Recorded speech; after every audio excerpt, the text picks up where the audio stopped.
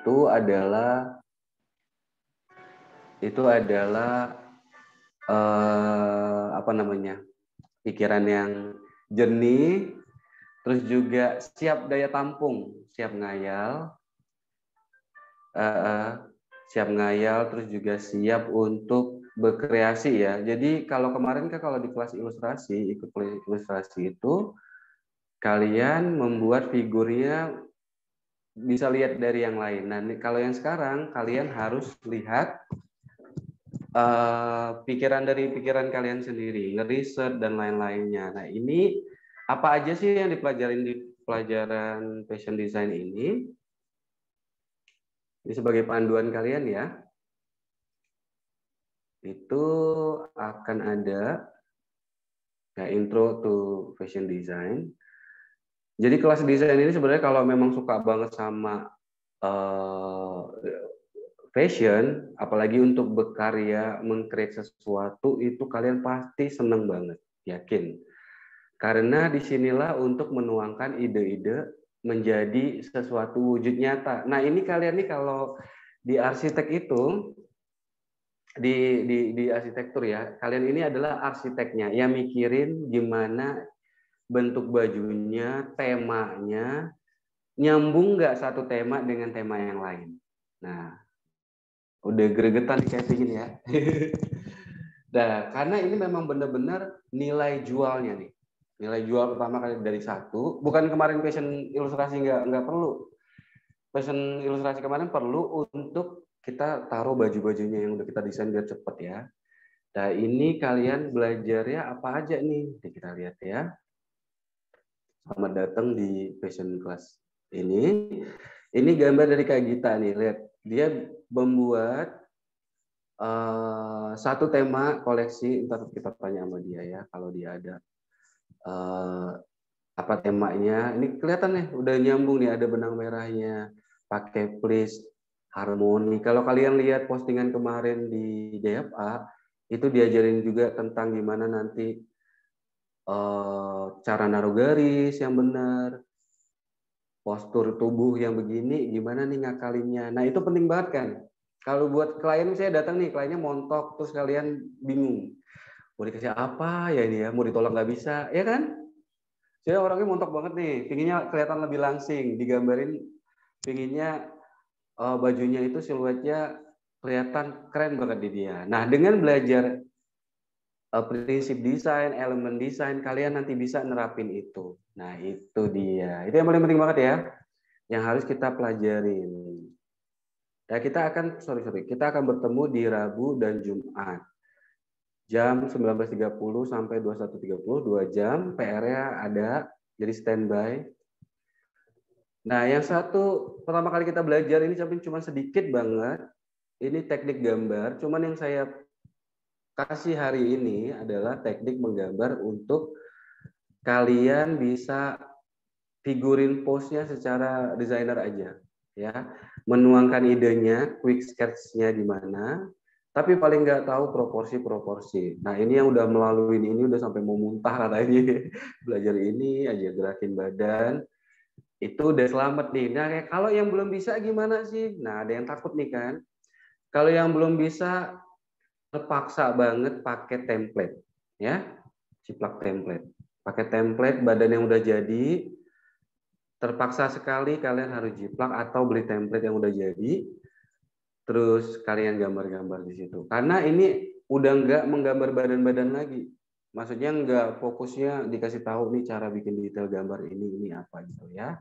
Dan udah harus bisa lebih movement lah kayak gini nih, ada pergerakan, nggak basic banget kaku. Tapi banyak banget juga desainer yang kalau tergantung dengan lininya ya, lini bajunya dia maskulin banget, tegap biasanya, tidak miring-miring. Oke. Nah, terus selanjutnya kita akan belajar seni dan desain. Nah, ini akan menerapkan beberapa hal ya, misalnya kayak prinsip desainnya apa yang kita pakai. Ini nggak aku jabarin sekarang, nanti kalian tambah semangat atau tambah pusing nggak tahu ya, dua-duanya nih. Tapi benar belajar desain, standby untuk pusing itu aja. Pusing. Kayak saya nih pusing banget ya, nggak bersilau ya. Gemes kan. Nah, tapi kalau udah dapat goalnya, saya dapat nih koleksi saya kali ini oke banget. Dan ini akan berguna sampai kapanpun kamu pakai. Karena dia akan diterapkan ke banyak hal ya. Bisa ke dekorasi juga bisa. Kalau misalnya kalian oke deh desain nggak terlalu semangat, kemanapun kalian akan bisa pakai ini.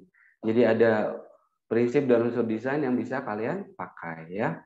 Terus kalian juga akan diajarkan mengeksplorasi estetika itu gimana caranya supaya baju yang akan kalian bikin atau koleksi ya, satu koleksi misalnya yang kalian bikin itu ada unsur-unsur yang kuat dengan kalian nantinya. Walaupun belum mendapatkan DNA-nya, tapi minimal tuh akan mengkerucutkan pelan-pelan ya kebutuhan kalian dan kalian akan mengeksplor dengan banyak sehingga kalian kaya desainnya gitu. Oke. Terus juga ada berikutnya teori warna. Nah, ini teori warnanya kalau kemarin juga udah belajar di fashion ilustrasi, tapi kita akan membubuhkannya di dalam desain kita. Dengan perpaduan ini di dalam suatu busana, warna itu akan membuat dia menjadi lebih seperti apa, seperti yang diinginkan, gitu ya. Dan ini membuat kalian juga lebih kaya lagi, karena baju kalau hitam putih aja udah pasti udah bagus itu ya, hitam putih terus ada monokrom. Tapi dengan ada warna, kalian campurin warna, terus juga misalnya nih kita aminkan aja ya, dapat orderan seragam nantinya. Bagaimana mengkoordinasikan warna dalam satu koleksi? Nah, kalian kan juga mendapatkan banyak hal di situ dengan mempelajari ini. Oke? Nanti rekamannya bisa lihat di Facebook. Jadi kalian bisa pelajarin kembali. Kalau misalnya kalian bingung, kalian bisa di Facebook. Ya. Terus akan ada riset. Nah, sebagai desainer ataupun calon desainer, kalian harus riset dan mencari inspirasi melalui apa nih? Akan ada fashion history. Sejarah fashion kalian harus tahu banget siapa yang memulainya, apa yang terjadi sebelum-sebelumnya. Baju itu untuk apa ya? Baju ini sebenarnya fungsi awalnya apa sehingga menjadi fungsi sekarang apa? Misalnya kena pandemi ini sekarang fungsi orang untuk membeli baju atau menggunakan baju untuk apa? Menggunakan masker apakah cuma tren saja atau ada fungsi lain? Nah, dari pertama fungsinya dia menutupin wajah untuk terlindungi sehingga didekorasi ya, sehingga bentuknya macam-macam. Ada yang kayak hip hop, ada yang pakai rantai, ada yang K-pop, ada yang macam-macam, ada yang unyu-unyu ya, lucu-lucu, ada yang macam-macam. Itu karena manusia ini gampang bosan. Nah, disitulah celah kita untuk menaruh hal itu. Tapi dengan kalau kita nggak tahu nih sejarah fashion, nggak tahu tren yang terjadi, tidak tahu aksesoris, terus brand-brand yang sudah terjadi, kita tidak gampang untuk menerapkan celah-celah itu kita isi gitu. Jadi dengan kita udah riset duluan nih, kayak misalnya gini deh, aku makanan aja ya, umpamain ya, di GoFood. Pasti juga di otak kita udah mikir nih, oh saya mau riset dulu makanan yang saya senengin. Nah kita juga bakal tahu nih, fungsi makanan ini apa? Cuman mengenyangkan banget, cuman untuk cantik-cantik aja, atau cuman buat high tea. Nah itu kan ada pilihannya ya. Misalnya kita mau high tea tapi kita belinya nasi padang. Nah itu kan juga kita risetnya udah gak benar ya. Iya kan? Kita cuma mau minum-minum teh cantik sama teman-teman nih sore-sore hari, tapi kita udah belinya nasi padang, udah kelar. Berarti kita ngerisetnya kurang pas. Oke? Terus brand-brand ternama itu kita juga harus riset dulu.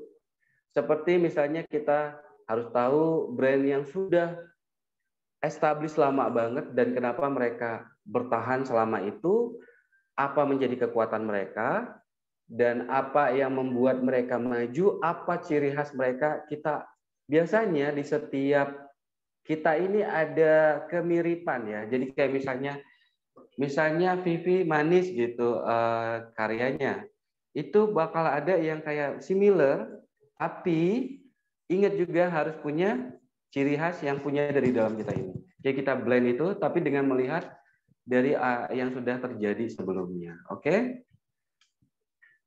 Nah, terus berikutnya nih, pengetahuan tekstil. Nah, penting banget karena rata-rata yang misalnya ada orang yang sukanya membuat desain itu di permukaannya aja. Ya, jadi kainnya, potongannya biasa-biasa aja. Itu akan membuat jadi pembeda kita untuk tahu kalau misalnya kita mempunyai desain yang berbeda.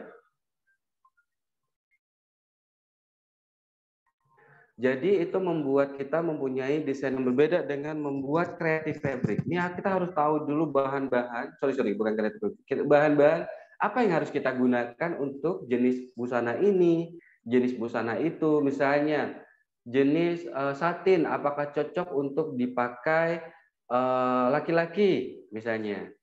Cocok aja, tapi untuk kesempatan apa nih? Nah, itu juga harus tahu jenis-jenisnya. Terus bahan-bahan yang sudah dikreasiin juga bisa di macam-macam ini ya.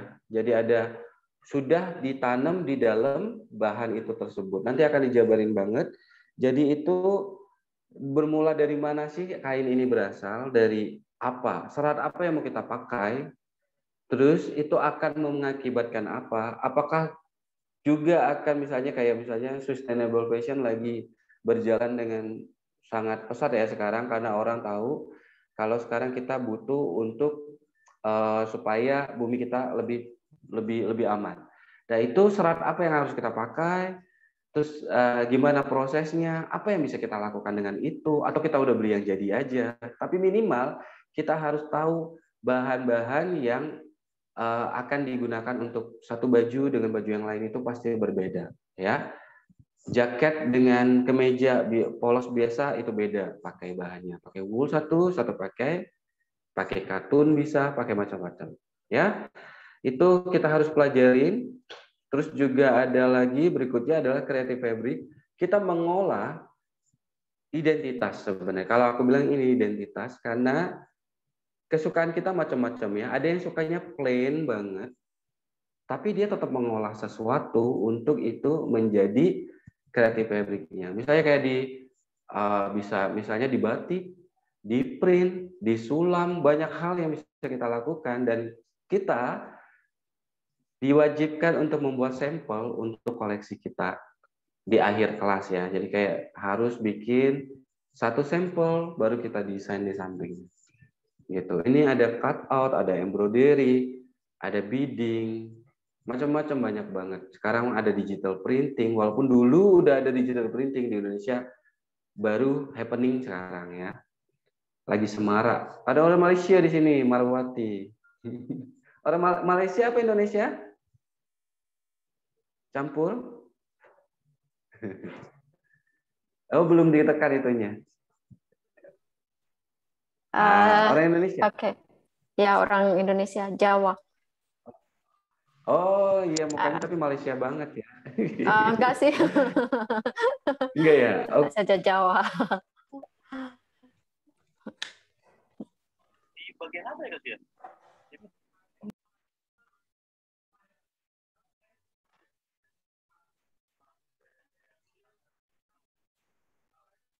Kita akan membuat nih mood board. Nah, udah sering banget dengar mood board atau udah pernah bikin mood board? Kalau kalian bikin misalnya papan impian misalnya ya, dream board. Nah, itu hampir sama dengan ini. Menyatukan segala hal untuk membuat kita menjadi sesuatu kan kalau di bisnis ya. Nah, ini sama aja dengan mood board inspirasi ini. Tapi ini berkaitan dengan pasti naruhnya bahan, bukan impian ya. Misalnya kayak pasangannya siapa, rumahnya di mana, ada boleh juga. Itu konsep yang akan kita buat. Nah, setiap tahun biasanya nih ya, kalau desainer Indonesia itu tidak hampir ya 50-50 ya. Ada yang ikutin spring, summer, autumn, winter ada. Tapi rata-rata biasanya kita booming banget Lebaran, ya kan? Nah, di Lebaran kita pasti buat papan inspirasi. Nah, misalnya Kak Sri ini mau buat label next ya, insya Allah. Bikin label, mau bikin, oh saya akan tahun depan, saya mau lebaran, saya mau bikin koleksi. Nah, ini udah mulai sempat bikin koleksi, ini kita praktek. Tapi kalau yang sekarang, jangan dulu mikirin untuk jualan. Mikirin aja dulu untuk memang saya bisa dulu. Nanti stres. Karena tingkatannya itu levelnya nanti akan pelan-pelan naik.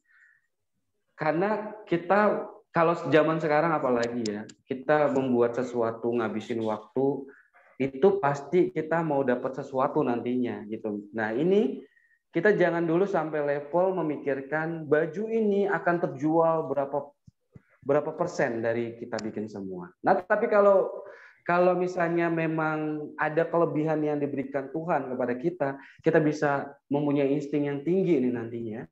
Tinggi membaca nih customer saya nih, calon customer saya ini sukanya apa dengan ngadain riset tadi. Makanya saya bilang siapkan diri, siapkan apa ya dibilangnya, kosongkan kepala. Ini saya yang ngajar pun saya siapkan diri, siapkan mood yang enak, siapkan juga supaya enak nih ngalir. Makanya kenapa saya pasang musik tadi, biar ada seger-seger ya begitu ya. Jadi kalian harus siapkan semuanya. Nah, ini ide itu dibilang dicari, oke. Tapi maaf banget nih saya bilang juga. Ada orang yang berbakat banget, ada yang biasa-biasa saja. Malahan kalau yang di kelas saya dulu, maksudnya waktu saya kuliah, itu yang biasa-biasa saja jadi. Yang berbakat banget, saya malah bingung itu cuma ngehits di depan doang. Buk. Udah itu hilang, menguap, karena merasa kayak tidak ada tantangan banget lagi gitu. Atau udah ngerasa, udah cukup deh, ide saya banyak banget. Saking kebanyakan idenya, jadi nggak bisa milih. Ya, itu hati-hati juga. Jadi ide kita udah dapat nih, kita tangkap, kita konsep perancangannya dengan benar, baru diproses desainnya, baru dibuat teknik drawingnya. Kalau yang udah bisa jahit, silahkan bikin jahit. Silahkan bikin prakteknya. Itu keren banget. Semoga di kelas ini saya bersemangat sekali ya. Kalau kelas desain itu harus bersemangat banget. Semoga di kelas ini bisa sampai habis semuanya. Ini 7 orang yang udah ditampung. 1, 2, 3, 4, 7 ditampung ya. 7 orang, tapi ada yang nggak masuk kayaknya ini. Terus ada kalau misalnya udah bisa sampai selesai, wow itu mantap banget. Nanti baru ada proses lagi, baru sesi penjualan di akhirnya. Tapi bukan di kelas ini ya, tapi di kelas ini akan ada diberikan sedikit budgeting dan branding. Nah sedikit aja, karena untuk kalian minimal memulainya lah gitu ya. Nanti kalau misalnya lebih mau pasang lagi, bisa ikut ke kelas fashion business. Oke? Ke kelas fashion business. Baik, kalau begitu hanya 8 saja, tapi kita akan panjang pertemuannya. Nah, 9, sorry. Ini 9 akan disuruh buat portofolio berupa tema. Nih. Nah, ini jangan bersedih yang belum bisa ikut gambar. Ini dia belum ikut gambar, tapi dia pakai template ya. Yang ini cuma yang ini, yang lain udah bisa gambar. Yang ini tapi idenya brilian menurut aku, cocok untuk jualan karena dia YouTuber yang udah 100.000 subscriber lebih nih, yang Bohemian Lover ini. Nah, itu dia membuat koleksi, nanti kalian bikin portofolio. Aku pinginnya, ini mudah-mudahan tertantang ya. Kalian bikin mini koleksinya bukan 3 tapi 5. 5 desain yang menyatu semuanya. Setuju? Semangat? Kalau di kelas yang pertama 3, kalau di kelas ini hasil akhirnya kalau bisa 10 sih. Kita coba dulu ya, kita coba dulu. Pasti bisa. Saya lihat ini mukanya semangat-semangat semua sih, luar biasa. Nah, oke, ini sudah saya jelasin. Nih, saya juga masih bikin mood board. Ini koleksi saya pakai waktu saya bikin baju perempuan sebelumnya. Jadi ini perpaduan dari unsur budaya Indonesia. Saya selalu bawa budaya Indonesia dengan gaya hip hop, R&B, karena saya emang hobinya begitu aja. Musiknya juga begitu. Jadi itu akan terbawa-bawa. Nah, kita mudah-mudahan di kelas ini menemukan DNA-nya kita. Oke? Baik. Nah, kalau ada yang bertanya silakan. Saya akan lanjutkan nanti pelajarannya ke